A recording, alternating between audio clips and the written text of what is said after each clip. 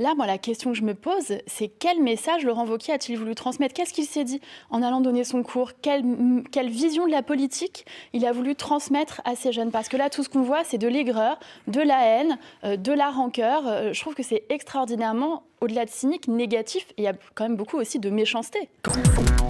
Ce genre de déclaration ne grandit pas ceux qui les prononcent, et je ne suis pas sûr que c'est avec ce genre de déclaration que les citoyens vont renouer avec la politique et les hommes politiques. C'est populaire de réduire les subventions publiques aux organisations syndicales, non? Dans tout ce que j'ai entendu de ces conversations cachées, c'est plus que populaire, c'est même populiste.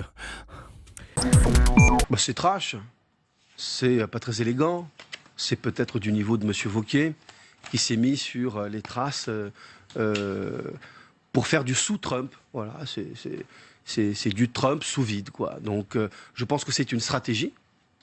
Il ne s'est pas fait piéger, pour vous, c'est un calcul politique? Mais vous pensez que ce garçon est assez bête pour ne pas connaître les règles de la vie médiatique et de la vie politique aujourd'hui?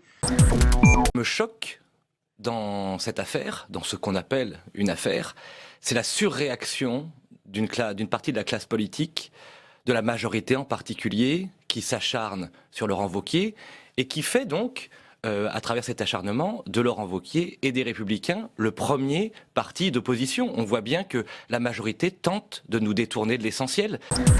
Le propos d'hier était le suivant. J'ai comparé le travail de M. Laroutourou de Quotidien à un travail d'ajusteur-monteur de bande-son. Après, on a fait un délire en disant Platret condamne les CAP et considère... On a même dit que c'était un mépris de classe. Ouais. Je regrette l'exploitation parce qu'on est dans une hystérie depuis un petit moment. Ça s'appelle une comparaison négative. C'était pas flatteur. Je dis ça. Alors, voilà. Qui ait pu avoir une maladresse... Alors, ça, je l'entends très bien. Qui est maladresse, sans souci. Mais qui est mépris, certainement.